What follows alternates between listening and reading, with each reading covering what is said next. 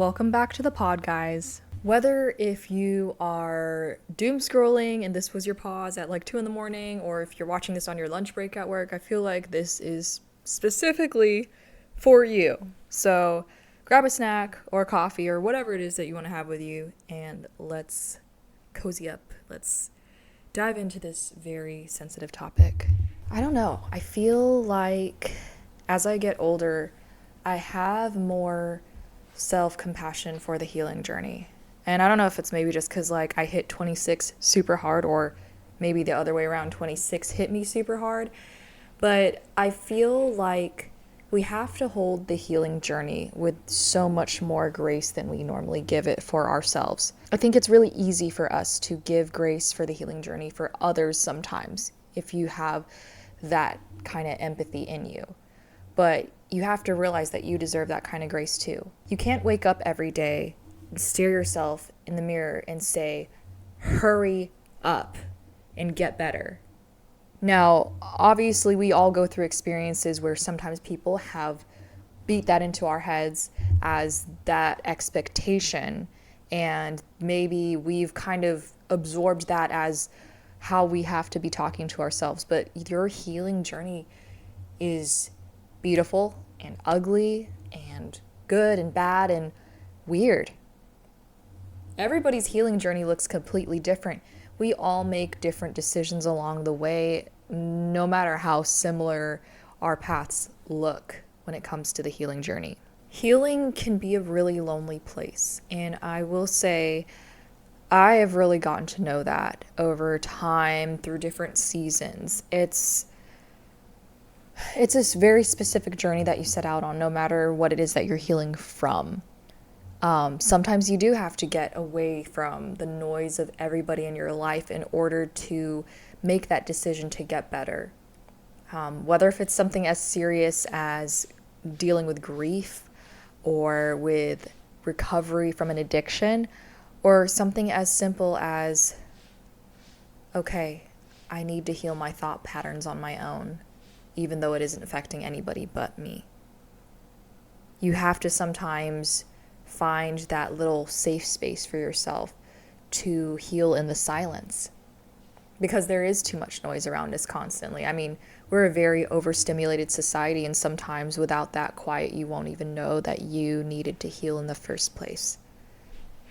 It's okay to slow down and to hold that space and feel it all and understand what it is that you need in order for you to go on this journey called life and be successful at it. And I don't mean success in terms of like monetary gain or material gain and things like that, but I mean for you as an individual to be your best self. Without certain things getting healed in your life, you're not going to be your best self. You're going to always be held back by those experiences if you don't decide what you're going to do with them. And that's a really tough one to swallow, because I think it's really easy for us to be like, okay, it's been so many years past, right? I must be removed from it. If only it was that simple. It's not. And that's not your fault. That's not my fault. That's not anyone's fault. It's just the way that we're wired. All of our experiences become part of who we are. But we get to decide what we do with those experiences and maybe those tinted glasses that we gain from them, good or bad. We get to decide what we want our future to be. There is room and space for us to hold for something bad happened to you, but your future is your choice. You get to decide who you want to be and what you do with this pain and what you do with all of the things that have happened to you not by your choice. And even if they are decisions that you have repercussions of because you made those decisions, you still get to decide to make different choices from here. Isn't that really cool? Like, I know that's like maybe not a very deep thought, but also it is a really deep thought. You get to decide what happens from here. It doesn't have to be today or tomorrow that everything falls into place or that you magically wake up with some new insight and wisdom, but little by little, baby steps, you get to become a different person from that person who either went through those things or made those kinds of decisions. That's up to you. There is this really weird part about healing as you grow and as you evolve, that you lose a piece of yourself. Or, whether if that's by choice consciously, or that you suddenly look up and you're like, whoa, I'm not who I was before. It's okay to hold space for grieving that version of you not existing anymore. No matter how badly you wanted to get rid of that version of yourself in a practical sense because you want to move on from that part of your life, it's okay to hold space to grieve for that person that doesn't exist anymore. Because I know for some people that I know, including myself, it's like you grieve for that person because they didn't know any better, or they couldn't stand up for themselves, or they didn't have anybody protecting them. And grief is a very real part of the healing process, even if grief doesn't seem to be the overarching theme. It's okay to hold space for that too. And just because we're all here and we're all on these different paths, and sometimes it can be too quiet,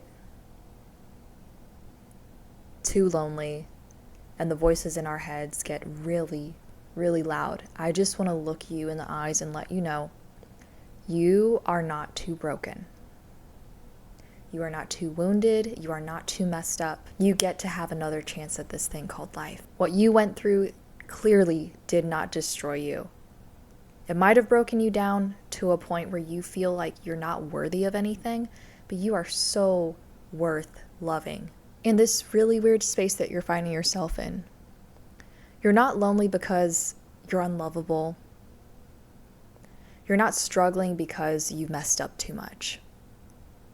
In fact, that struggle, I think, signifies that you are battling against something, which means you're trying.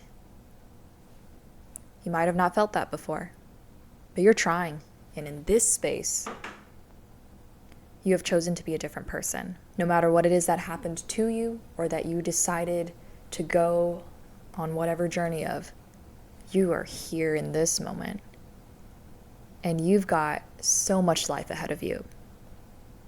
And I might never meet you personally, but I believe in you. And I know that no matter what it is that you believe in, something bigger out there has something better for you. And I just want to remind you, you're not crazy for feeling this mixed bag of emotions as you sort through this mess that you now have to live with, whether if that was by your doing or someone else's. You're not crazy.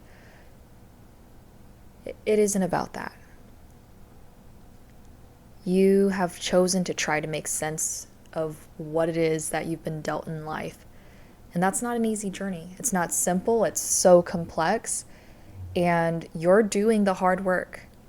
You are. And with every day that you get up, it's another chance for you to try again and to continue walking towards the person that you've always wanted to be. I believe in you, and I know that great things are out there for you.